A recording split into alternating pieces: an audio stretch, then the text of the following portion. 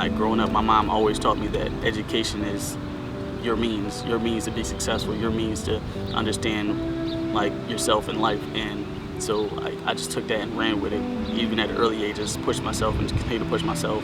And so I just felt like that's what I was good at, that's what I knew, and that's what I was sticking with no matter what. And so yeah, this is where I grew up. This is my backyard right here. This is actually my grandmother's house right here. I'm gonna see if she's home. But this is where I grew up. And it's changed over the years since I've been here and stuff like that. But it's the same place, same neighborhood, everything like that. And I'm glad because it's where I grew up. It helped shape me and help me develop into the individual I am today. It's just an experience that most people don't realize that a lot of people have to struggle through sometimes. Like they might not have like activities or like summer programs. Sometimes you just have to make fun on your own, especially when you're a young kid and you see that your family's struggling and that you're struggling sometimes. Like you even have to debate like who's gonna eat today or like such things as that. And it's just like sometimes you just have to enjoy life even at a young age. Kid is a kid, but overall, man, he stuck to what he had to do to overcame a lot of obstacles due to adversity, man. You know, we come from this inner city lifestyle and we deal with a lot of hardships. And throughout the hardships, throughout the trials and tribulations, he always was able to maintain and keep a strong head. You know, never was a follower, always a leader, stood on his own. Good kid. And I feel like it's sad because I feel like everybody should have the equal opportunity to be successful, and it's not fair at times. I was in every part of Camden, from East Camden, North Camden, Cramer Hill. It was just like, I knew the city. It's my hometown. I loved it. The first day that he met me, he came in and he sat down in my class, front and center, looked straight at me, and he wanted me to know that he was going to be a cardiologist and that he was Jewish. And I'm like, okay. And that he was going to be the best student that I ever had. Like my experience here, my 4 years it was awesome. I learned a lot of stuff from a lot of like science related classes, math related classes, and it was just like, it was hard at times, but it was just like the teachers and the faculty here actually helped me and pushed me to be successful. So it was the middle of his sophomore year. His mother came to me and she was very upset and she wanted to share with me that something happened, and she wasn't going to be around, and she wanted me to take care of Jamil. It was actually at this park, actually, they were having a yard sale. Everybody, all the neighbors, everything, had all their stuff lined up and were selling stuff. And it was actually my brother's birthday also. And it was just like, okay, she was like, oh, I'm gonna go out somewhere, Jamil. I'm like, oh, you need some help? No, it's fine. I'm like, you sure? Yeah, it's fine. And within a span of like 2 hours, I get a phone call saying that she was in prison. And she did something crazy. I didn't really know at the time what it was or what happened. I was just confused, and I just knew like, wow, what could have happened? Maybe I could have actually helped if like I had the chance, or maybe if I'd have just kept trying to focus on pushing and try to actually help out and see what was going on. She knew that her family didn't have the same vision or mission that she knew Jamil needed. It was just very emotional for me. I just didn't know what to do. I was just, at that moment, I was in a state of shock or panic, and it was difficult for me. It was difficult for me, my brother, my family. It was just a traumatic experience. And like from that point on, it was just like my grades kind of suffered at that point in high school. It was just like I was struggling. I really couldn't focus as much. It was just like, wow, my mom's not there for me. Like what am I gonna do?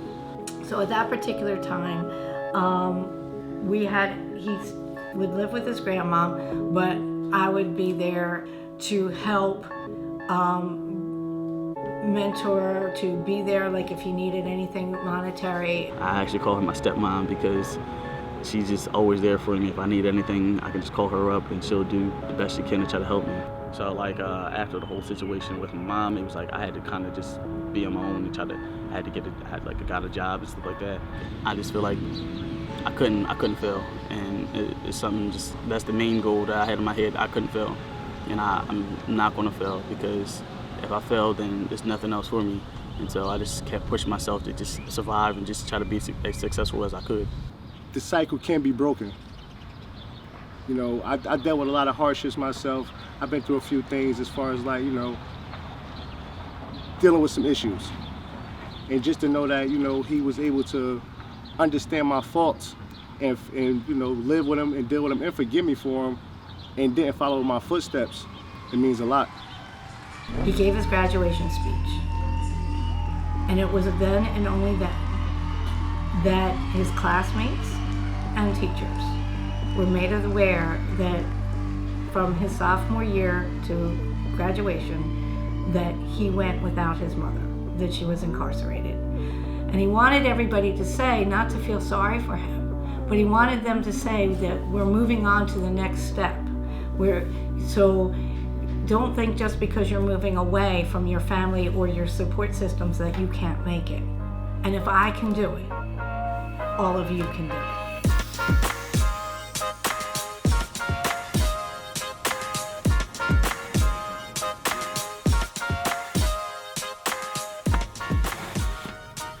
I'm a senior, studying biology. I'm trying to actually go to medical school to be a doctor, a cardiologist. And so I'm going to be taking my MCATs in September. A lot of people, they have to rely on the income from like their parents and like mother, father, the guardian, whoever's taking care of them. Me per se, I didn't have my father in my life, and my mother was incarcerated. And so most times I had to go around the system and become an independent student and rely on my own income and basically take care of myself. And so it was difficult at times, and every semester it seemed like I had to go through this long, drawn-out process, not sure if I was going to get financial aid back and forth, but it just seemed like everything just seemed to work out for me, and I was just grateful. From there, I want to actually open up my own practice in Camden to actually show people that I actually care about their well-being and their safety at times. So it's just something that I feel as though everybody needs to push for in their own cities, and it's going to make it like a cycle where people actually are helping their community, helping their people, helping the people they grew up with understand the benefits of like education, the benefits of being successful.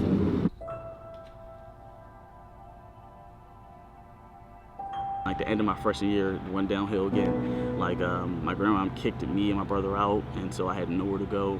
Her and my uncle were just like, get all your stuff and get out, because I don't want you here.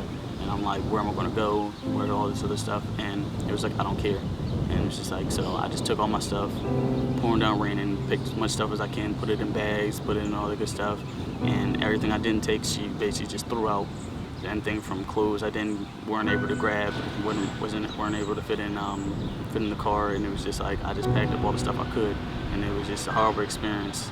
I actually cried all day, and it was just like it's just crazy. I don't even, before that time, I don't remember the last time I cried. It was just a very, really emotional time. And at that particular point, we took Jamil and he started to live with my father. He was 87. I was taking care of him, and the exchange for that was I was living with him. And so it was just like I was just trying to basically just survive.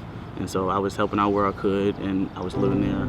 I just felt like I'm just grateful for everything. It's just, I just don't know where I would have been if I just didn't have certain people to actually just help me and get me where I needed to go in life. Every day that I think I'm facing a struggle, I have his face, like right there in my head. I have his passion right there in my heart. That if he can do it, I can do this. I'm very proud of Jamil, proud of who he is and who he is, where he came from, who he is today, and where he will be in the future. I just feel as though people don't understand the real Camden, what it actually means. People are struggling, but that's why they need help. People are like doing things that actually try to make their family successful and are being violent because they don't have the resources and stuff like that. I feel as though if they had the resources, they wouldn't have to rely on selling drugs or actually having to like find other means besides like working or something like that to actually like provide for their families. It's just a more difficult playing field because they don't have the equal resources. And so if they had those resources, they wouldn't have to actually go through those dilemmas. Just wanting to do better or start a new chapter in a new cycle in family generation. You know, looking to make a change, to break the cycle of past generations and to build a foundation for new generations, to set the standards for his little cousins, which is my daughters. We do this as teachers, every day. Like I said, every kid has a story. Sometimes they rebel and sometimes they don't see the light at the end of the tunnel. Jamil just always saw a light, which made it easier. People just gotta look for them. It's just you gotta make sure they're getting their light, the way to shine out there, because there's gonna be more people to come from Camden, like myself, that's gonna actually be successful. It's gonna be the next doctor, lawyer. You just need to wait for it because they're coming.